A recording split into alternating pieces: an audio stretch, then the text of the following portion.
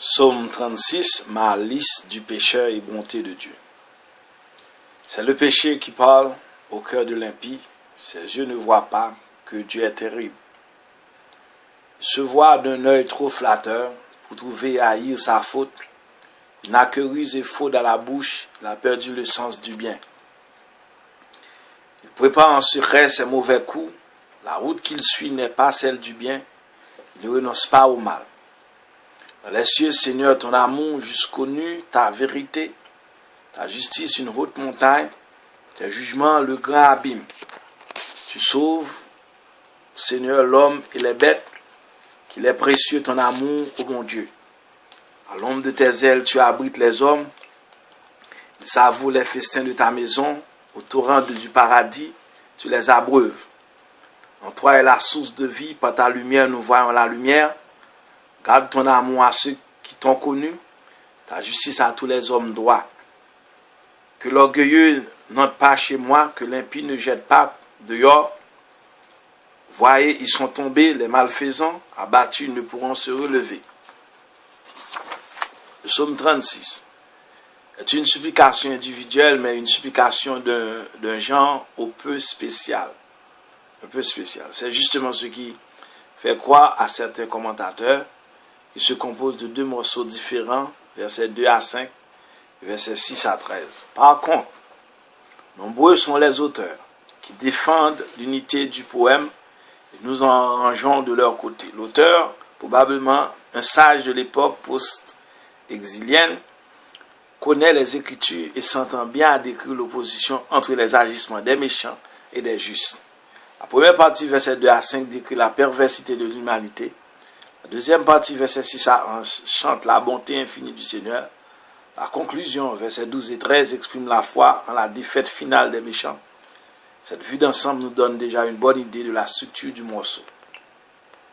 Le chant désespéré de l'injustice, verset 2 à 5, il décrit le règne universel du péché. Le chant enthousiaste de la justice divine, verset 6 à 11, il évoque chacun des attributs divins, la supplication finale, versets 12 et 13. Du maître de chant du serviteur de l'Éternel de David. En tant que directeur de la maîtrise du temple, le maître de chant détenait le recueil d'où le psaume est extrait. Le titre de serviteur de l'Éternel est attribué à David dans le titre du psaume 18, ici aussi sans doute, mais cela n'implique pas que David soit l'auteur du psaume 36. Le chant désespéré de l'injustice, versets 2 à 5, l'entrée de jeu, une question de se pose, le péché parle-t-il? Différentes solutions ont été apportées à ce verset 2. Nous optons pour celle-ci, le péché personnifié prend la parole comme la sagesse en Proverbe 9, verset 13 à 18. Vu que l'impie prête l'oreille à la parole du péché personnifié, il ne voit pas que Dieu est terrible. La crainte de Dieu étant le principe de la sagesse, Proverbe 1er, verset 7, le manque de crainte de Dieu est le principe de l'impiété. Le verset 3 soulève des problèmes de traduction. L'une des interprétations possibles est la suivante. L'impie croit que Dieu ne peut connaître son péché parce qu'il se tient tellement loin.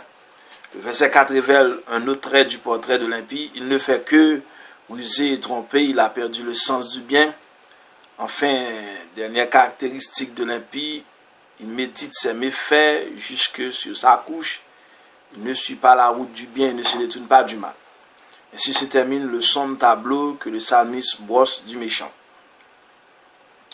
Le chant joyeux de la justice divine, versets 6 à 11. Ici commence l'hymne de louange et la bonté infinie de Dieu. Nous en sommes avertis par le passage du style indirect.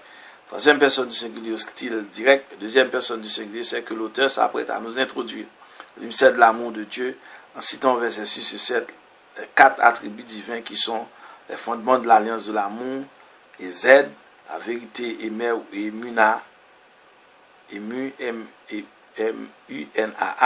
de l'hébreu. La justice, c'est Dakas, S-E-D-A-Q-A-H, le droit, Mispat, M-I-S-P-A-T. En tête de la célèbre litanie vient l'amour, la Z, qui résonne comme refrain du début à la fin du grand Hallel, Psaume 136. Ce thème de la à Z se trouve dans la Bible 245 fois, dont 127 fois dans les psaumes. Il désigne l'attitude de Dieu, bonté, grâce, tendresse, fidélité à l'égard de ses enfants.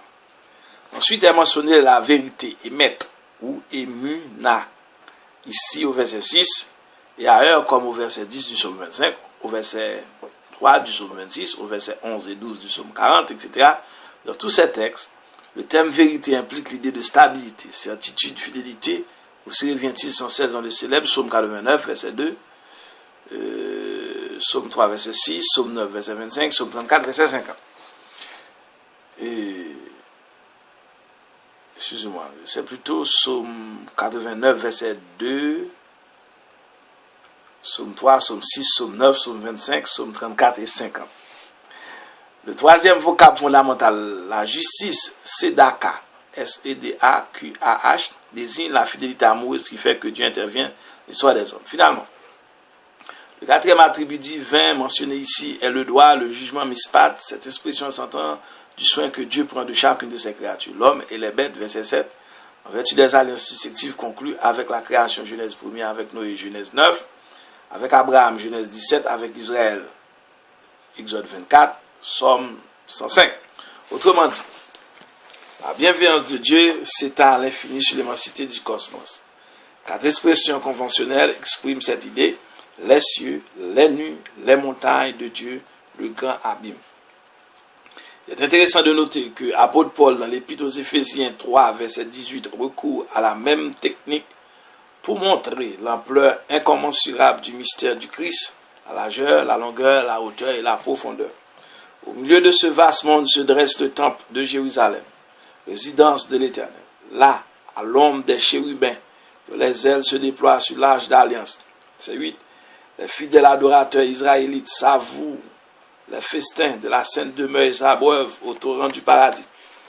Il va sans dire que les deux métaphores, dans ce verset 9, festin et torrent, font allusion aux faveurs insignes que le Seigneur accorde aux âmes affamées et assoiffées de vivre spirituel.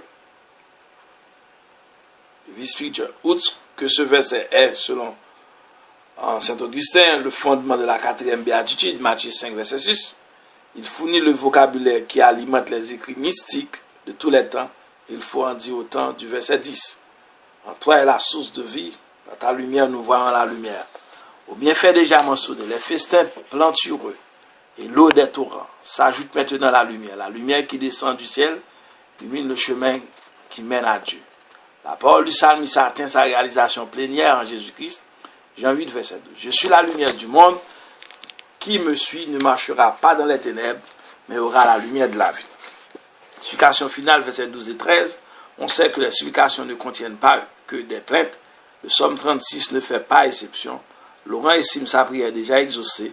Désormais abattus, les malfaisants ne pourront plus relever. Le verset 36. Très bientôt pour le verset 37.